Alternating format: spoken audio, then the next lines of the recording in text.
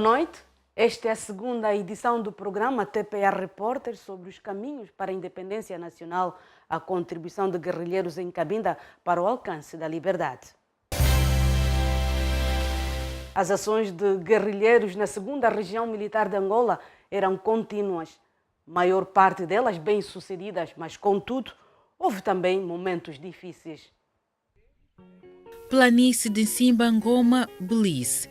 Esta é a aldeia de Kingumbungu, a primeira em que todos os jovens abandonaram a povoação e abraçaram os ideais dos guerrilheiros do MPLA e foram aos maquis em 1972. Esta atitude fez com que a aldeia fosse queimada.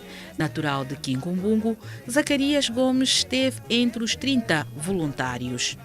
O camarada Emílio Muela, que era TE, então chegou de mobilizar os jovens dessa aldeia para poder se enquadrar nas fileiras do MPLA.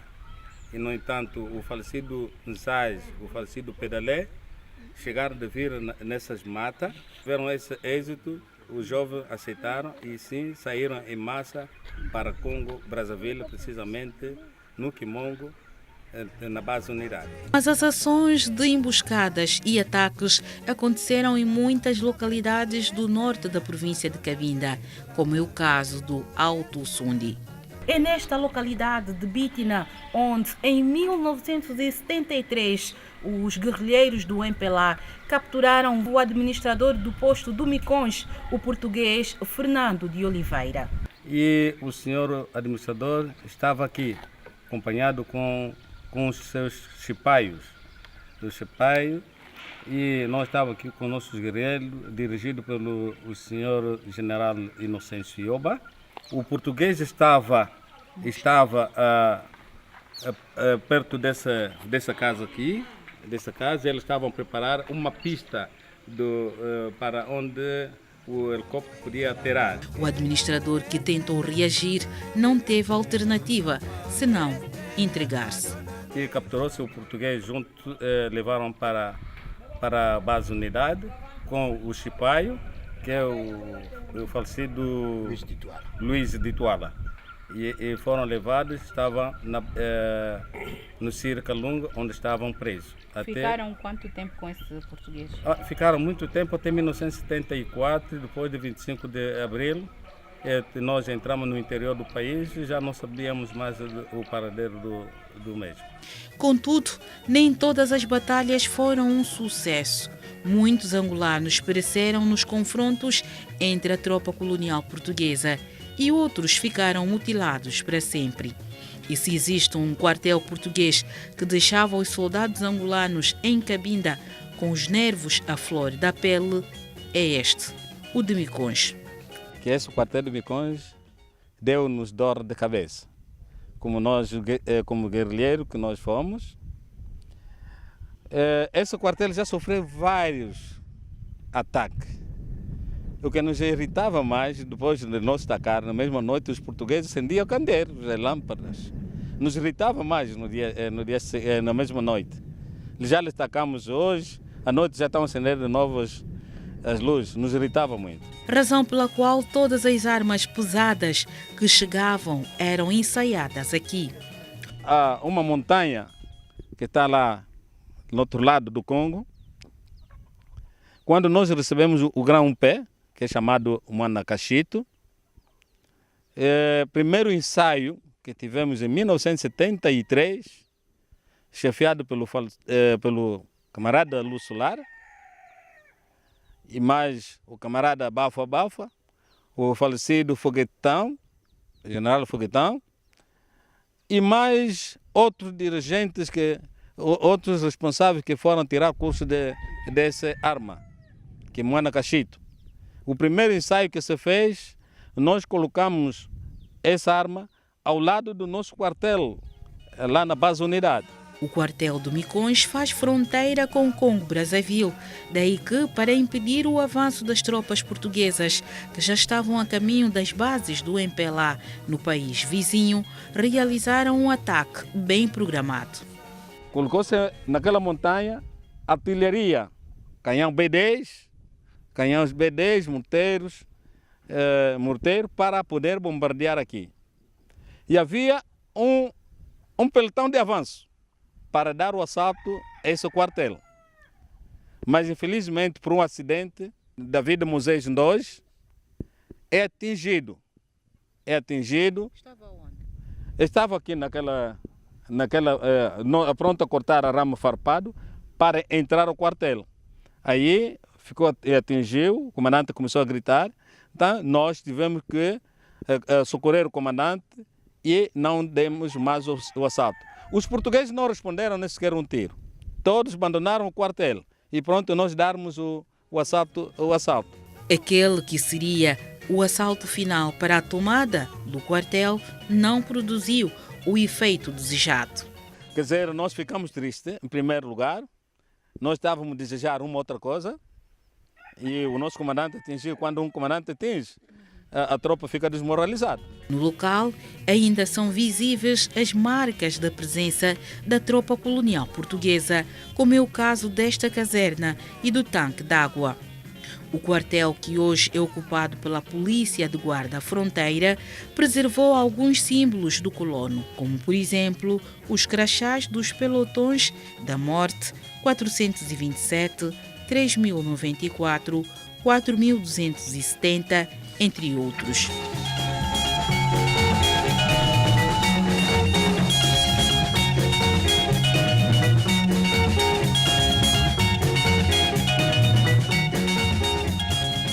Ao mesmo tempo que lutava para a libertação de Angola do jugo colonial, o MPLA sempre se preocupou com a formação dos seus quadros.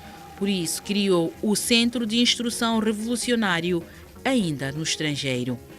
A província de Cabinda é considerada o laboratório de quadros, isto porque é aqui na 2ª Região Militar onde se formou a maior parte dos quadros do MPLA. E aqui na localidade do Binheco, onde nos encontramos, faz parte desta história. Formava os guerrilheiros no ponto de vista político e no ponto de vista militar.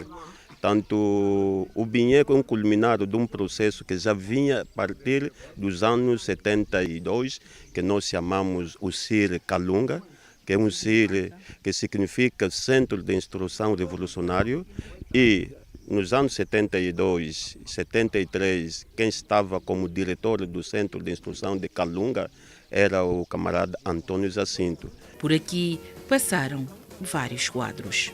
No caso concreto, nós temos hoje em dia o chefe de Estado-Maior da Força Aérea, o general Anga, passou por aqui, o general Altino passaram por aqui, formaram-se nesse centro de instrução de Kalunga e tantos outros que já não me recordo, não, porque o tempo já lá vão quase desde 74 que este CIR tornou-se ativo.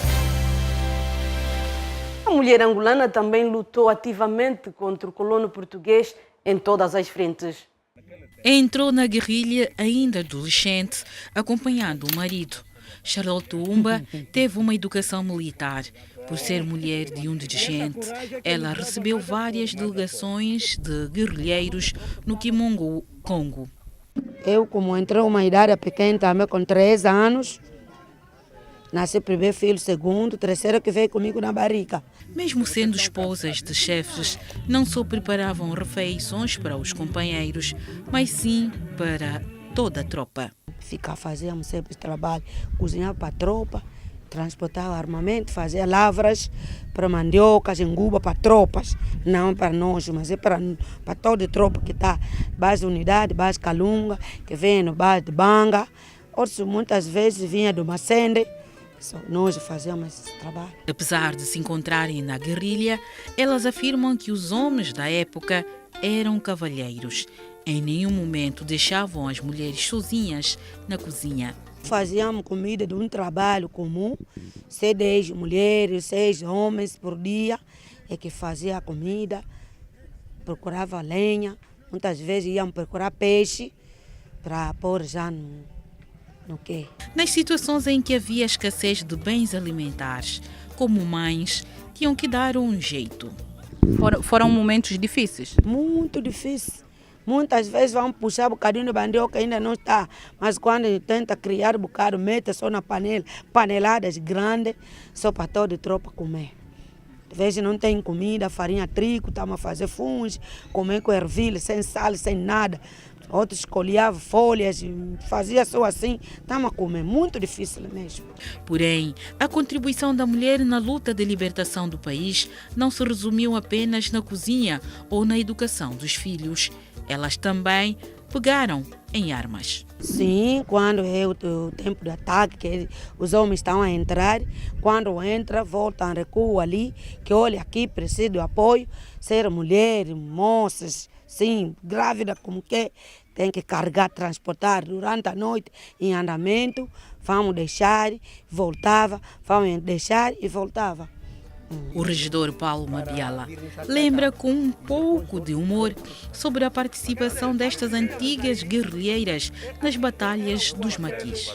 Mamã, quase todos os mamães que estavam lá na base da unidade, de madrugada, noite toda, passou a noite toda a levantar buses. Esses que agora hoje em dia já estão cheios assim. Epa, o MPLA está bom, mas graças a Deus, o trabalho que eles fizeram, acompanharam a guerra, acompanharam os ataques por o caos.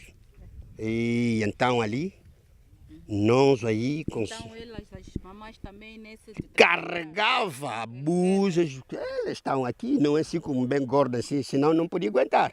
Eram missas na altura. Na altura era missa. Era missa cabinda mesmo, ou a missa angolana. Quem também não parava de incentivar as mulheres era Antônio Agostinho Neto, recorda Maria Buite. Quando ele estivesse a falar com a população, principalmente com as mulheres guerrilheiras, ele só dizia assim: mulheres, nós sabemos que sois mulheres, mas aqui onde estamos não podemos só nos sentir, vocês não podem só se sentir como mulheres, devem também se sentir como militares. Passados 40 anos de independência de Angola, Maria Buite Makwala garante que os anos que viveram na clandestinidade em busca da liberdade não têm preço. A mulher guerrilheira desempenhou um papel muito importante, né, para a vida da nossa independência. A união era um fator que reforçava as relações femininas na clandestinidade. Uma pessoa só, não havia nada de diferença, que este é aquele, este não é, mas todas nós éramos bem unidas. Mas engana-se quem pensa que na guerrilha havia somente batalhas ou o soar das armas. A floresta e casernas guardam outros segredos, mas estes de momentos especiais, os de romance. Que nós tínhamos se entregado de tudo, e para filho apareceu, recebe. Trabalho apareceu, estamos a fazer. Não tínhamos preocupações nenhuma, porque nós estávamos guardados que amanhã seremos alguém. Sempre que houvesse ocasião, o namoro era permitido. Umas horas assim, um dia assim, é sempre assim. Fazíamos mesmo que dá para fazer. Para fabricar filhos, fabricamos. Isso entendas como é que era? Havia momentos de romance? Muito bem, muito bem. Quando chegar a hora, se é 12 horas, é 12 horas. Se é à noite, é à noite. Vamos fazer um gestozinho, também que o filho fica. Para quem não tinha companheira por perto, tinha que suportar a distância. Assistir, ele fica no caseiro dos solteiros. O comandante que tem a sua mulher está na tenda dele, com a sua mulher e o filho ou 2 filhos.